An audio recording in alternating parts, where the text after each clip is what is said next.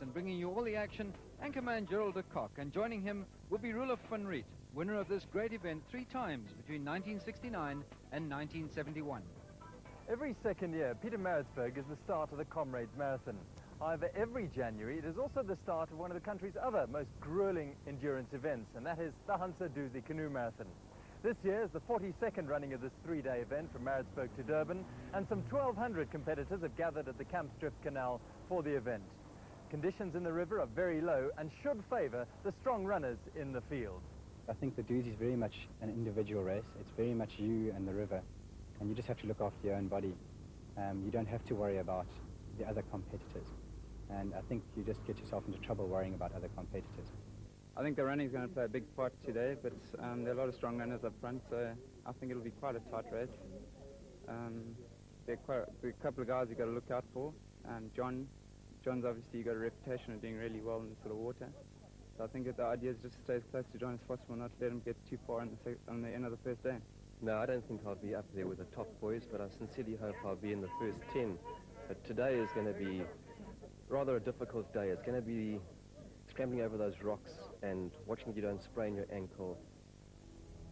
Whether you're a leader or whether you're a follower, pre-race preparation for an event of this magnitude is absolutely vital. Ja, net so belangrik op die wal as op die water. Die son, nou ja, en die skuur. Daai bote kan die skouers nog baie seer maak.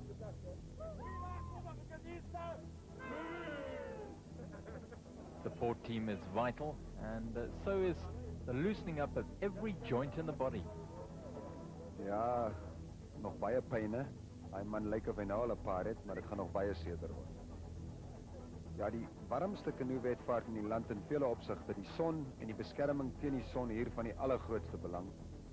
Om die vog te behou en ook natuurlik om jou vel te beskerm. Over the years, the ladies' race has been dominated by the brilliant twins Jenny Bentel and Marlene Lowenstein on the right here. Basically, I'm not really prepared for a low river, but I don't think it'll be a problem. I'm quite a lot lighter than most of the guys, so I think I'll get through a lot more things. I just won't run as much as the top guys. I think I'll seem to stay in the river more. Once again, a good Maritzburg crowd out to watch the start at Canal. And some final encouragement from the seconds. The race beginning in batches. This A batch of 40. You see Graham Popelis there, another of the favourites, Gavin Tarr, Kevin White far right there. And a nice broad start for them. Ek spring altyd baie belangrik. Vandag nie so seer om 'n goeie glystroompposisie te kry nie, maar om 'n goeie posisie in die nou water onderkant die Peers keurwal te kan behaal. Always an opportunity for the big sprinters to build up a head of steam here and get to that Ernie Pearce weir first. Mark Perro, die vinnigste man op water, sekerlik in Suid-Afrika op die oomblik, en verlede jaar se wenner onmiddellik voor. Graham Popelis aan sy linkerkant. Ja, vir jaar is nie Mark Perro so water nie, so mens kan werklik nie verwag dat hy gaan presteer nie, maar hy's eerste by die Peers keurwal. Yes, winner with Neil Evans of the K2 section last year, the privilege of going down in Fish Run first, followed by the rest of the quality Dusi field. Die tweede groep, nou ja, vir hulle net so belangrik. 10 minute spasie agter die voorlopers. En die wegspring vir hulle op hulle beurt presies net so belangrik. The Umgeni Water Authority testing the water. The E. coli count over the years has been of some concern, and they're keeping a close eye, as is Marlene Lowenstein on the start line. She is in B batch together with another 40-odd top-class paddlers, and away they go. Ja, om 'n goeie posisie te behaal, maar ook miskien omdat mense is maar geneig om te vergeet hoe lank dit gaan wees. The weather conditions on this first day were absolutely ideal, heavily overcast. Ja, die Dusi kan een van die groot vyande van die kanoevaarders as jy het vir jaar werklik nie 'n probleem. Nie te moeilik nie, maar jy moet baie seker maak dat jy nie dwars draai nie, en daar is 'n man, hy maak die fout. Dit gaan nog baie gebeur op pad af Durban toe. Nie 'n te groot probleem nie. More water than was expected coming over the Oni Pierce Weir, making the shooting of the fish run a little more easy. Maar net omdat die sluise oopgemaak is, die rivier self is baie leer as wat dit hier lyk. Hierdie water ook eintlik net beskikbaar vir die eerste 20 minute of so.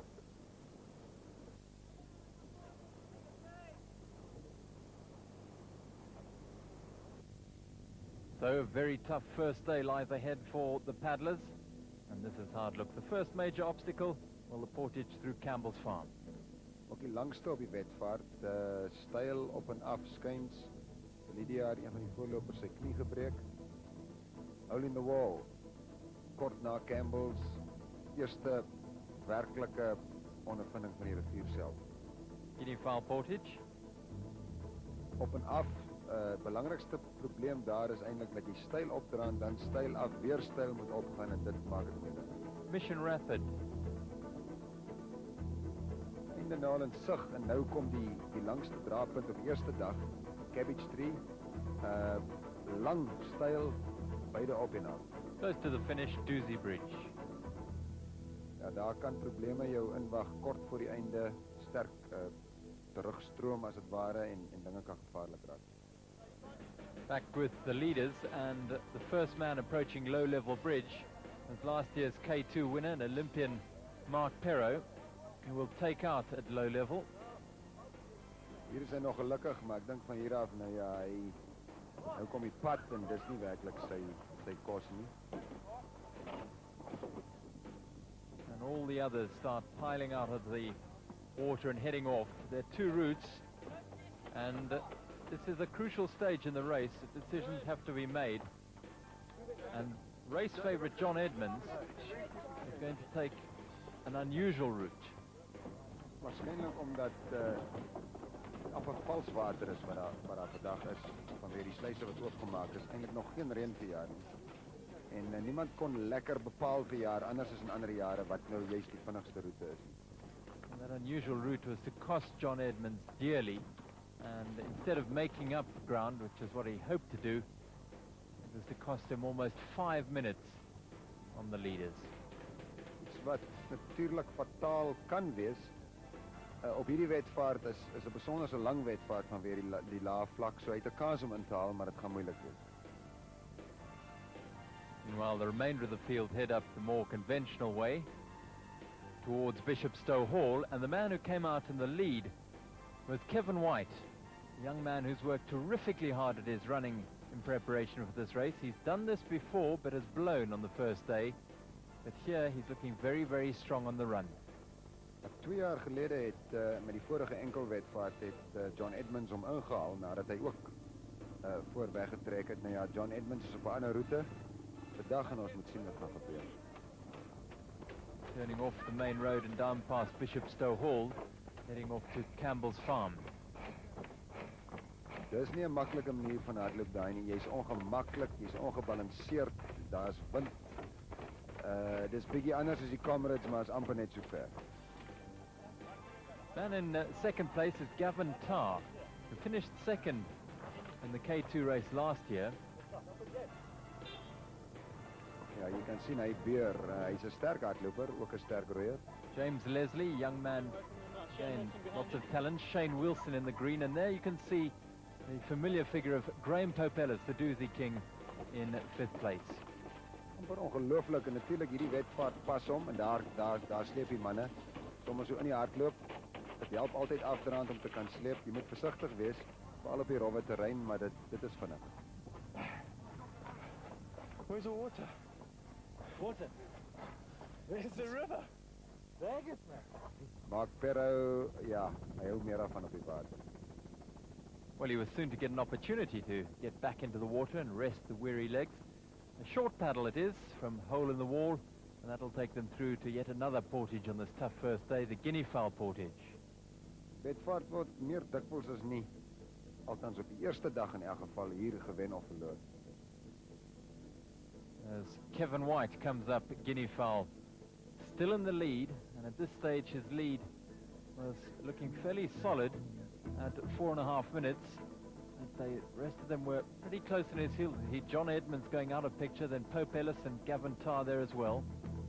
baie steiler as wat dit lyk in die manne kry swaar. And James Leslie opting to drag down the road. Craig Norris taking on lots of water, so important. Die probleme is die aanhoudende op en af, die verskillende spiere, jy kom net, jy kan eintlik nie bra in 'n ritme inkom nie, dan moet jy weer verander. En dis links en is regs en is op en is af en dit is nou maar eintlik. So the leading paddlers just over halfway through this first day.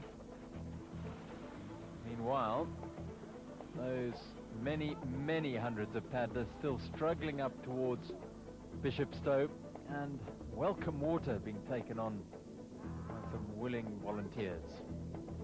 Bietjie agter ons begin later en maak ook veel later klaar as die grootste manne. So het 'n selfs groter probleem. As you can see, conditions really not quite as harsh as they have been in the past.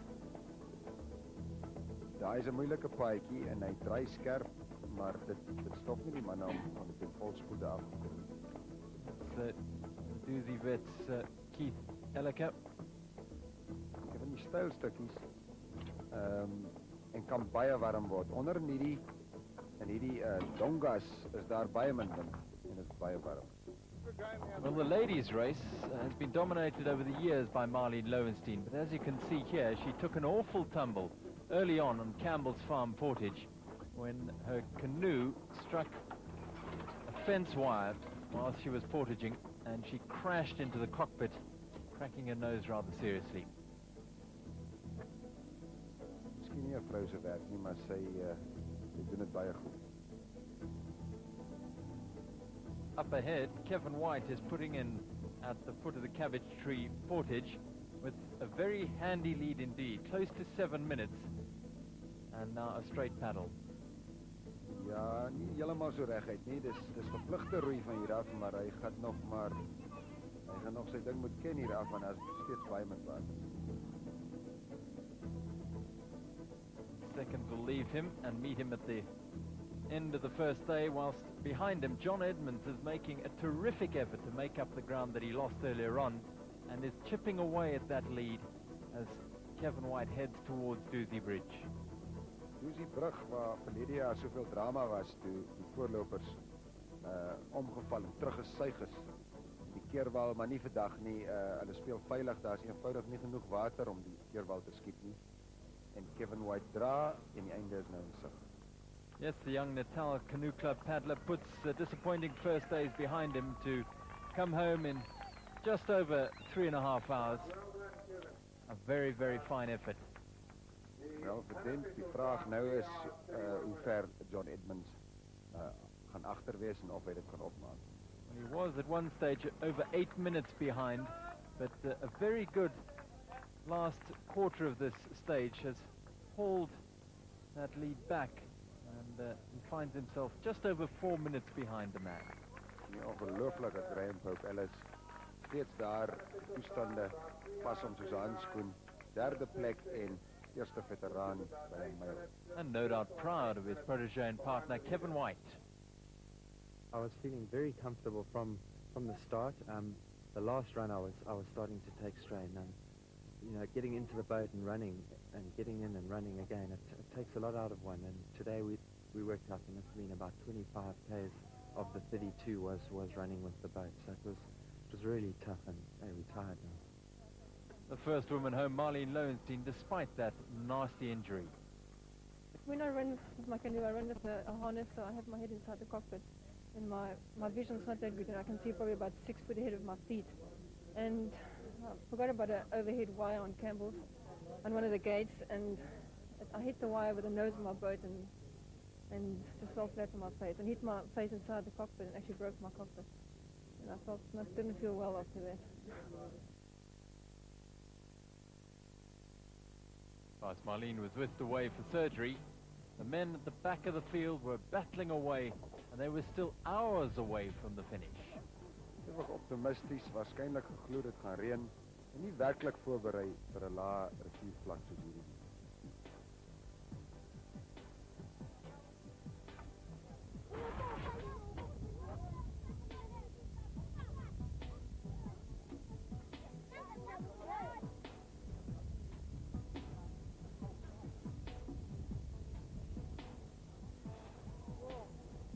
for many of them, it's queuing all day. They have to cross rivers, cross fences, and ultimately, possibly, queuing to get into the medical tent. You got it? Yeah. Right. Sock off, that'll help. Okay, start push forward.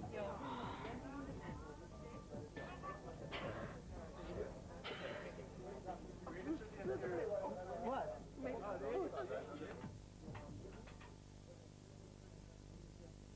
So John Edmonds, 4 minutes and 5 seconds behind Kevin White. Graham Popella, 7:44, and Gavin Tarr, nearly 15 minutes behind the leader.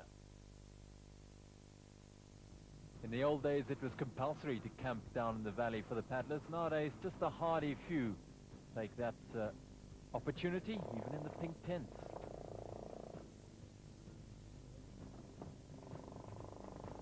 Well, just another day on the river for this man. That's coffee. This is a porridge. Of course, you can't paddle on an empty stomach.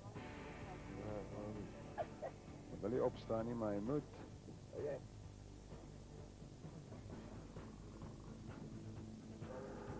Of course, the leaders have been up a lot earlier because they set off first thing with last-minute repairs being done to boats and tension on the face of race leader Kevin White.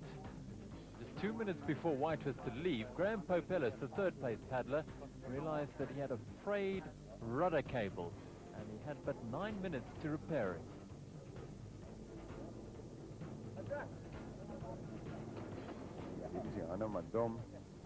Meanwhile, Kevin White set off on day 2 with a 4-minute lead.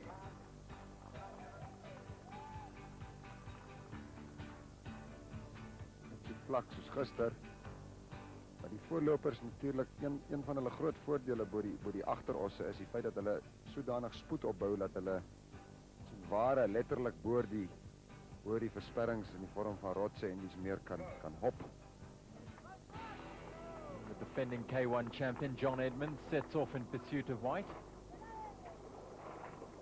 Dan altyd stadig, maar as hy eers spoed opbou dan hou hy dit daar. 7 minutes and 44 after Kevin White, Graham Popellis was due to leave. He misses his elapsed time start as wife Wendy assists in the repairs of that rudder cable. Duidelik, nou finaal duidelik dat hy nie sy soveelste Dusi gaan wen nie. He finally gets it ready 5 minutes after his scheduled start and sets off just ahead of the man who's in 4th place, Gavin Tarr. Well, many of the paddlers will have to wait close to 3 hours before they get their canoes into the water.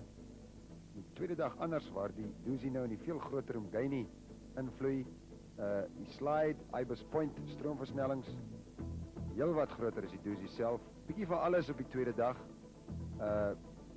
Daar het ons een van die werklike taaibulte, Ngomeni, baie styl op, baie styl af, tweede stylste bult op die Dusi.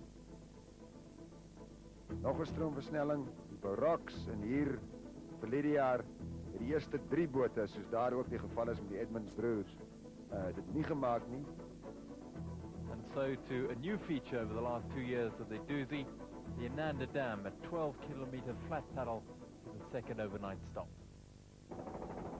At the Saddles Portage, back among the leaders, Graham Popellis and Gavin Tarr battling for 3rd place. Dit's op pad na die Umgeni. En Kevin White voluit. Die terrein is ongemaklik en die terrein is sag en dan hard. He's been running so well during this Dusi, but behind him, John Edmonds, well, he will hang in there for all his worth. Just 4 minutes and 41 seconds behind, and back into the water. Pad na die volgende draaipunt en baie min water. Feitlik nie 'n kanaal om te kies nie. En vandaar dan ook die feit dat Kevin White hardloop, so ook John Edmonds. Begin van Ngomeni, baie lank, baie ver, tweede stylste bult op die Dusi. Die wedpad kan hier baie maklik gewen of verloor word. John now 4 minutes and 15 seconds behind Kevin White going up Ngomeni Hill. And a further 9 minutes behind them, Gavin Tarr and Graham Popellis begin the long grind up the hill. Waarskynlik die stryd vir die derde plek. Ons kan nie sien dat die voorlopers ingehaal kan word nie. Meanwhile, way back at the start of the second day, Marlene Lowenstein sets off. Massa wegspring vir die manne verder terug en so nou rivier skep dit sy eie probleme. Al vir die agterosse hier meer bedrewe, dis die tweede groep.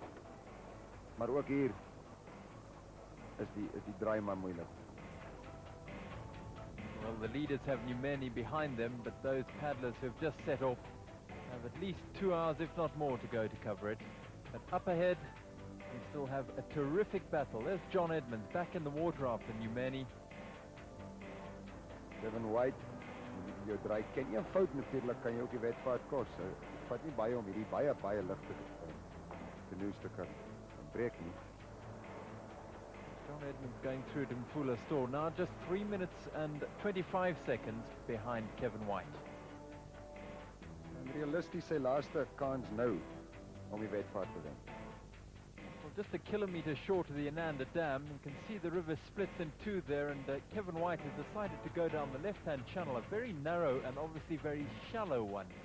And he certainly has problems. Meanwhile, still 3 minutes behind him, John Edmonds has gone down the fuller right-hand channel and has found the going much more to his liking.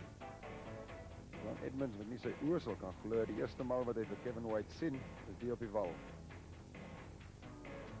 A really dramatic turn in Dusi, and well, it seems to do it every year in some way or another, as that is the dam just ahead of Kevin White as he puts him. Selfs die voorlopers raak oorhaastig. Kevin White vroeg in, Edmonds te vinnig. Uiteindelik by mekaar, baie angstig by mekaar te kan uitkom, want die glystroom speel hier 'n baie groot rol op die dam. En daar is hulle langs mekaar. For a moment, John Edmonds tried to get away, but there's an 8-kilometre haul through to the finish, and well, they have to work together to get there. Die wedvaart suiwer tussen hierdie twee nou. Elke sekond tel steeds. Die wedvaart die afgelope paar jaar word dikwels net met 'n sekond of 2 gewen. Into the second day finish, and Kevin White just edging home by a second ahead of the defending K1 champion John Edmonds. What a race we've got on our hands now. Baie takties gaan dit wees. Hulle gaan saam wegspring. Vriende hier, maar hulle dink waarskynlik reeds aan môre. And the battle for third place, although a long way back, almost 18 minutes. Gavin Tarr coming in third place. He has had a terrific day, the best time of the day, and Graham Popellis on his wake. 45 gaan hy nie die jaar die Dusi vir die 16de maal wen nie, maar steeds ver voor die veteraan af.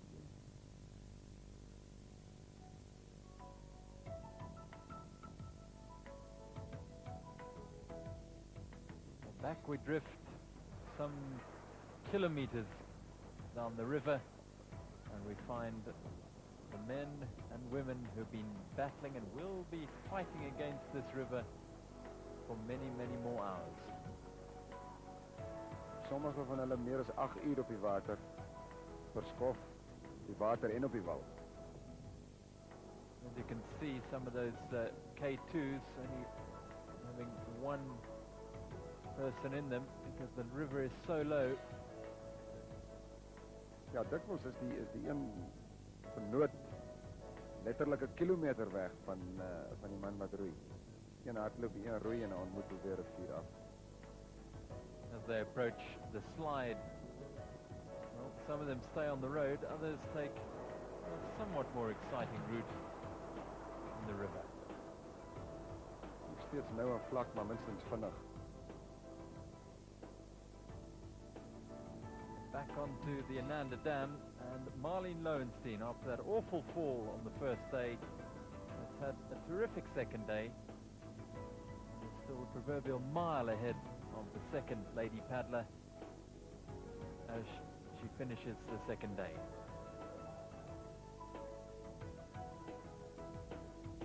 Kevin White then, that lead of 4 minutes at the start of the day, now just 1 second. Gavin Tarr and Graham Popellis will weigh out the race. And a sterling effort from Marlene Lowenstein, 56th position overall.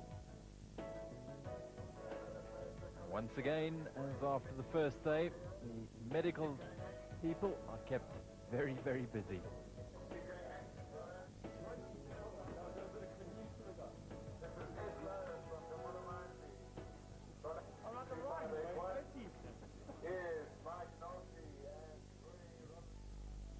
Rub down after day 2, but day 3 promises to be an exceptionally exciting one, as there's just 1 second between the first 2 paddlers. Oh, with just 1 second separating the 2 leaders, Kevin White and John Edmonds, the scene was set for a battle royal on the 3rd and last day. We take up the story of the race on the final day of the Dusi. Before we take a look at the last day of this magnificent event, let's look back at the first 2 days. Cloudy, cool conditions saw the first batch of paddlers leave, a batch of 40, including the defending champions, Mark Perot and Neil Evans, both in K1s, as this is, of course, a K1 event. Graham Popelis is there, so is the race favourite, John Edmonds. First man over the Ernie Pierce weir, which is carrying slightly more water than expected, was Olympic paddler and defending champion Mark Perot. And indeed, he was first out of the water with a grin at low-level bridge. But unfortunately for the Springbok, that was where his paddling was to end and his chances in this year's Dusi. The rest of them took to the road, including John Edmonds, the favourite, going a shortcut route, a real gamble that for him didn't pay off, because Kevin White, young man who's been under the tutelage of Graham Popelis, the Dusi King, came out at Bishopstow Hall as the leader by a comfortable margin of almost 3 minutes as they turned down Bishopstow Hall to head for Campbell's Farm. The man in second place is Gavin Tarr, many people's favourite for this title.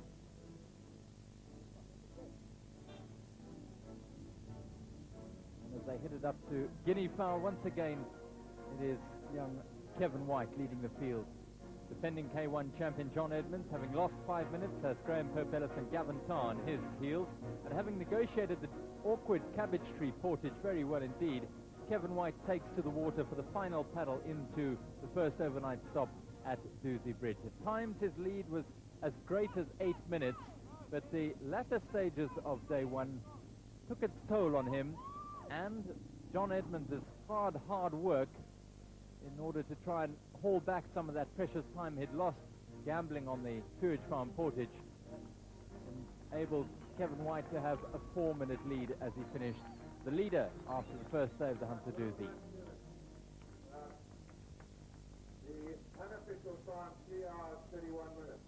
Low water conditions suit the lighter paddlers, and John Edmonds comes in second place.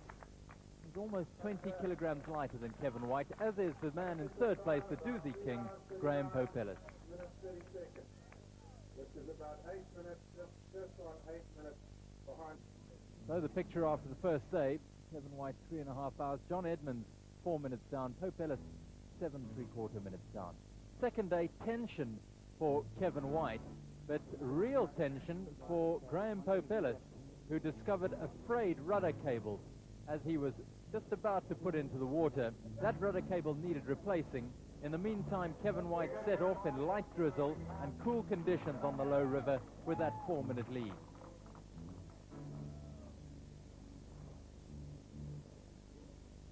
John Edmonds won the K1 event on 3 occasions, has a lot of work, traditionally not had many good second days, but conditions in his favour this year. Meanwhile, back at the start, the clock was ticking through the elapsed time that Graham Popelis should have left the start, and now he was racing against the clock to try and get his canoe ready to resume the battle in this race. A terrible, terrible situation for the Dusi King, but if nothing else, he has got tremendous determination, and away he goes.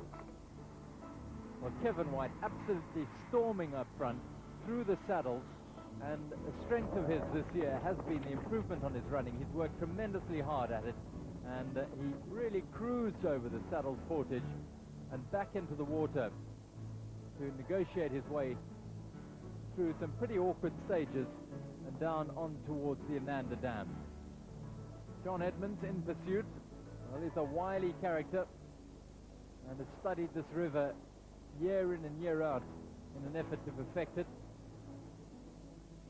And about a kilometre from the Inanda Dam, Kevin White getting stuck on a sandbank, having chosen to go down a left-hand channel that proved to be his undoing. In the meantime, John Edmonds had taken advantage going down a right-hand channel, and they hit the Inanda Dam, absolutely level pegging. And really the Dusi once again providing us with high drama as they headed towards the day 2 finish on Inanda Dam, just a second separating the first 2 paddlers. And there's confirmation that Gavin Tarr and Graham Pope Ellis way out of contention. Day 3 dawned absolutely beautifully. First 2 days were cloudy. Today, sunshine streaming in. And a lovely start to the final day of the Hansa Dusi.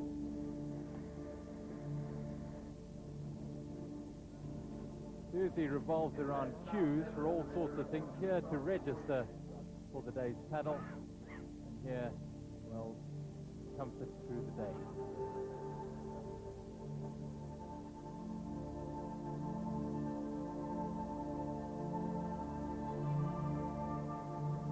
Race leader Kevin White on the left, getting a little last-minute chat with Graham Pope Ellis. Clock nears the off. Kevin White leads John Edmonds into the last day of the Dusi with a 1 second lead. They've got a good 20-minute stretch to the Inanda Dam wall, and these two no doubt will share the work through to there. And Dusi 1993, not without controversy, as the defending K2 champion Mark Perro disqualified for contravening the Dusi sponsorship and advertising rules, and Robbie Stewart informing him of his fate. The Pope Ellis family watch Gavin Tarr and Graham Pope Ellis head off after the leaders. They've got a lot to make up. They're 9.5 minutes behind the leaders. Day 3 is the shortest of the 3 days. Let's take a look at what lies ahead. Net onder die Inanda Dam stop Nero stroomversnelling. Moeilike een, maar die manne mis hom gedeeltelik as gevolg van die inset wat laer af.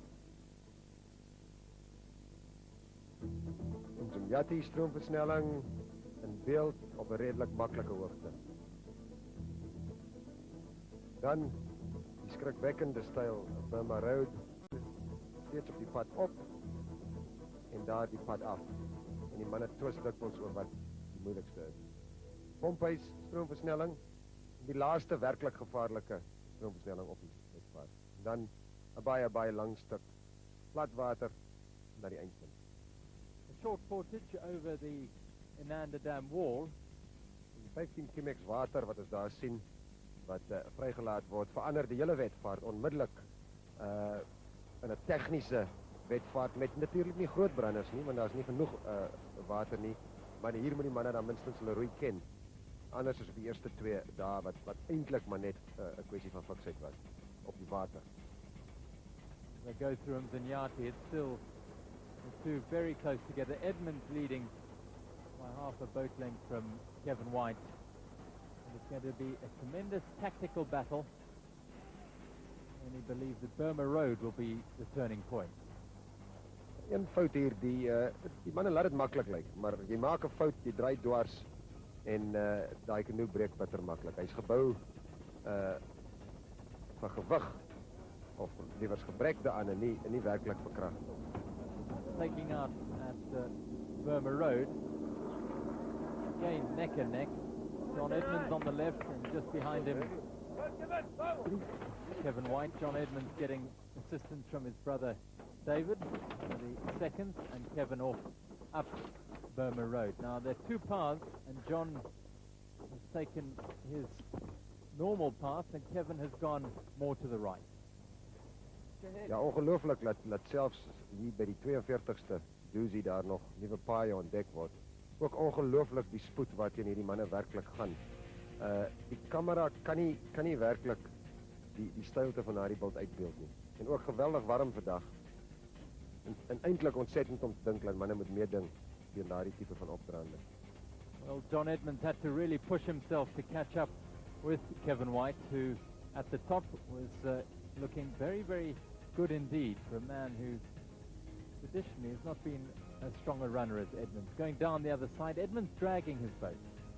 Ja, dis altyd. 'n paar jaar gelede het Edmonds vir Graham Pope Ellis op daardie wyse geklop. Toe Pope Ellis met die boot gehardloop het, ook net mooi daar in daardie posisie en Edmonds gesleep het. Vandag lyk dit andersom, want Edmonds nou moes optel.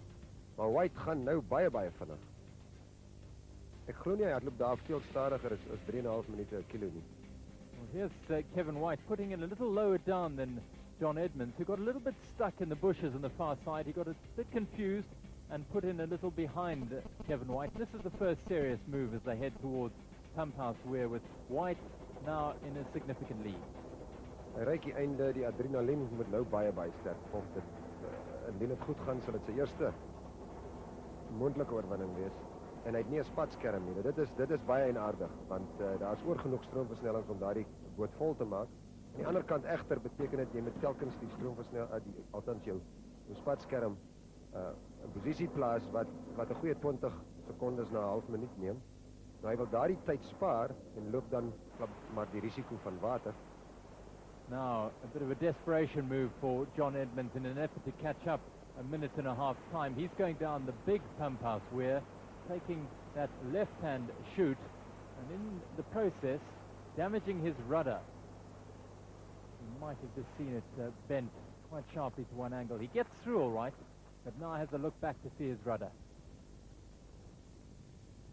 Ja, soos ek nou gemeld het, die canoe is werklik nie gebou vir daardie tipe van baan. Die probleme hier vir Kevin White waar die kans wat hy waag amper nie vir hom werk nie. Daar tel hy water op, heel wat, hy moet stop om uit te gooi en ons sien in beeld dat John Edmonds 'n goeie 40 sekondes kon inhaal.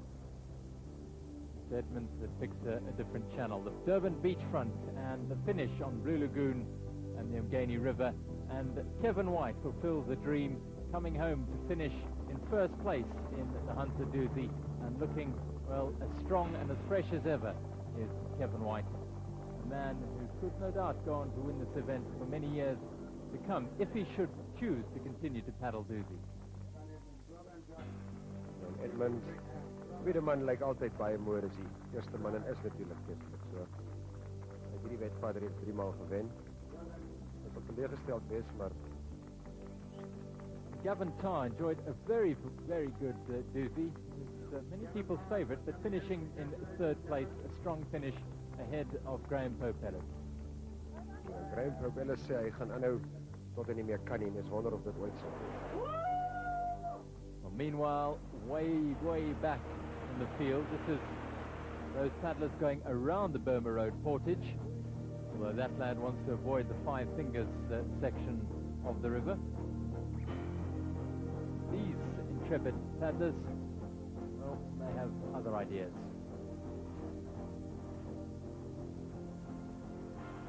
It works for some, others it doesn't. Here we have, up at the finish, a really tremendous performance from Marlene Lowenstein. She's won the ladies' race since 1985, her 13th Dusi, and here she is winning once again, broken nose and all. Ja, dit gaan 'n tydjie wees vir sy geklop. Kevin White winning his first Hunter Dusi. John Edmonds under 5 minutes behind. Gavin Tarr and Graham Pope Ellis just a little bit behind.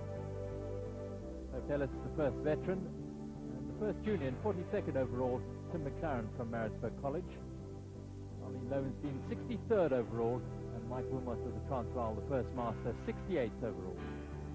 The winners of the 1993 Dusi Canoe Marathon, the 42nd such event, and a triumph for all those who've completed the event, and indeed for some of those who tried but failed, and no doubt they, amongst many others, will be back to try again.